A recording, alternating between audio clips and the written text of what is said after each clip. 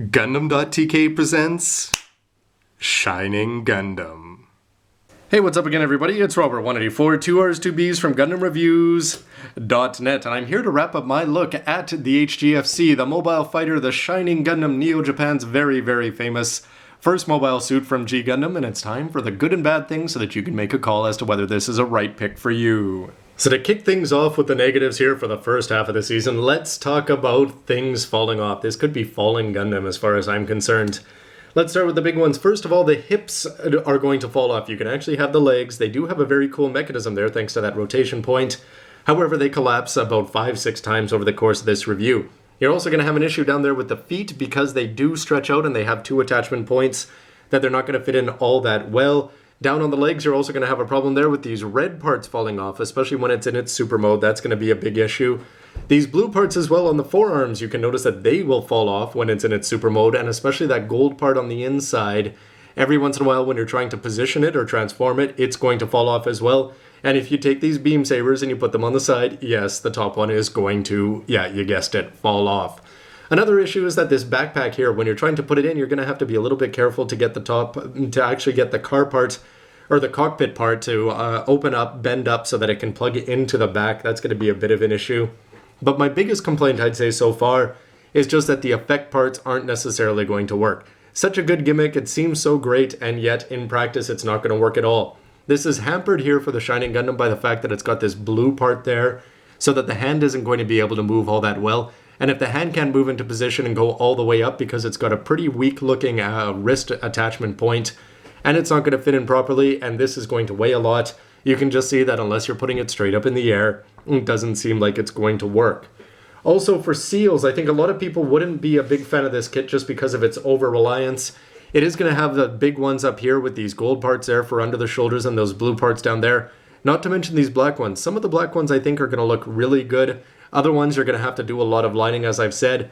But it would have been nice if these had actually been yellow parts, I would say. And that's probably one of my other bigger complaints. On the inside of the arms here, because I painted them up when you put them in super mode, they are going to stand out a little bit. But if they were dull gray down there for the extra thrusters down on the legs, combined with the forearms, it just should have been done in yellow plastic. Considering that we're getting yellow up there for the head, it just would have made sense for that to apply down there. Now, for the shoulders to actually go yellow, that's something that's probably a little bit tricky to do with a high-grade 1/144th kit. However, the other ones, I think, are a bigger issue. The lining parts here, you're going to have to put some effort in, whether you want to take a Gundam marker. Basically, they do give you seals here for the big parts down on the ankle guards and a few of the other ones. But if you really want to get this looking full Shining Gundam, especially like the MG, you're going to have to get in there with a black Gundam marker and have some, some thinner around to clean up your messes and things like that. And even though it's got a lot of negatives, you can guess that there's going to be a lot of those. So let's start at the beginning with the unbox. When I crack this thing open, first of all, it's just one of the more fun kits to take out of the box because there's going to be so many cool things in there. The plates look good, the seals, yes, there are a lot of them, but they look good, and seeing all the effect parts and all the extras, basically it just made me excited to put this thing together, not to mention the fact that you're going to be getting what seems to be extra parts compared to the way that some other Gundams have been engineered over time. Putting this kit together, it's got a lot of fun parts in it, and you're not going to have much of an inner frame, but it was pretty ingenious the way the legs go together and the way the transformations don't take away from most of the assembly. I'd say that they did a very, very good job of keeping the transformation pretty simple and yet effective. It's one of those ones where it's not bothersome, like let's say Master Grade Unicorn or something like that. And because of that, it's the kind of thing that you can actually swap back and forth. Also, in terms of bonuses, little things like back here where you're going to have 3 color apps there, it's going to fit in very well and it may actually be something that you actually wanted to display. Now the seals, I already ragged on those a little bit, but I would say if for the most part, most of them are going to look pretty good. The black seals, when they go on, are certainly for the better. The blue parts, if you didn't have them, yes, it would be better to have it in plastic. But the gold for under the shoulders, I think that the gold is better than the yellow in a way just because it is going to shine. It's got the nice black markings all around it, so I'm actually pretty happy with that. One of the other big bonuses, though, about this kit is the different manipulators, where you're going to be getting 2 shining fingers, which is great, so you can do it left and right. Of course, that's going to help you use the shining sword. You do have the 2 holding hands and the 2 fists, because fists are ultimately one of the most important things that the Shining Gundam is going to use. It doesn't matter which mold he's in. For the G Gundam, for the Shining Finger Sword, it's a little bit cheesy the way they did it. It would have been nice if they actually had a green weapon holding hand or 2 and that could have gone in together. But anyway, putting it into the gray hen and then covering it up with the other is not the end of the world, and it can be forgiven because of the fact that they took the time to etch G Gundam in it, a la the opening. Now, another thing that I'm a huge fan of is just the fact the Master Grade, you're going to have to transform the head, and to do that, you're going to have a Ziploc around with the extra parts. Whereas with this one, they didn't bother with any of those. You've got multiple plates. I'm really liking the engineering where they're putting, like, they'll make a B plate for the white, and they're actually going to make it a 1.5 plate with all the duplicate parts for the limbs over there. And it just makes sense that they throw on the head parts as much as possible, with some of these yellow parts and the way they attach on being ingenious. I'd say the regular normal mode one looks good, and especially in super mode, it's going to look even better with those yellow parts all over the place, and that fantastic looking red part down below.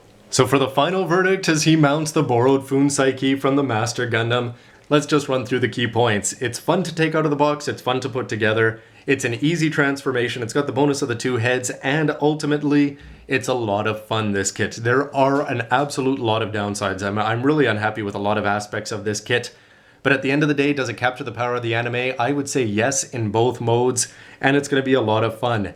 In terms of what I want two of these to have these on display in both modes, I'd have to say no, because I think the normal mode is pretty dull ultimately.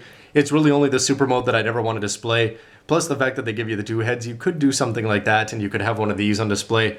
But ultimately, I don't see much of a point.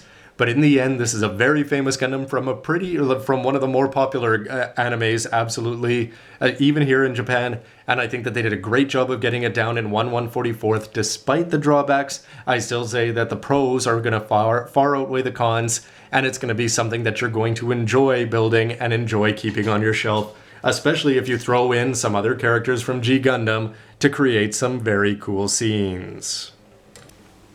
So on to future speculation, where you have to wonder that if they're getting an HGFC just now, and it seems that they are focusing on G Gundam over X, as was mentioned in a Bandai interview not too long ago, that I don't expect that we're going to be getting this kind of thing in real grade for at least, let's say, 5-10 years.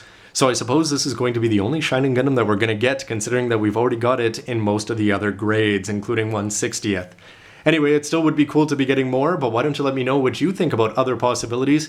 And of course, I'd love to hear what you think about this kit, because this is a little bit late as a review, and I'd love to hear your opinion about what I have to say. Is it right, wrong, or way off? Anyway, always appreciate feedback, good and bad, and then other people can get opinions from yours down below to add on to this one here. Anyway, everybody, thanks for watching, and stay tuned for lots more. I cannot wait for more HGFC kits. It seems like most of the focus is on HGUC, which is of course going to please fans of Unicorn and a lot of old school stuff. But then again, it's those 90s animes that can be a lot of fun, and I hope we get more of them in the 1/144th HGUC line. Anyway, everybody, stay tuned. If they do put out anything else from HGFC, you can guarantee that I'll be getting that and having a review of it here.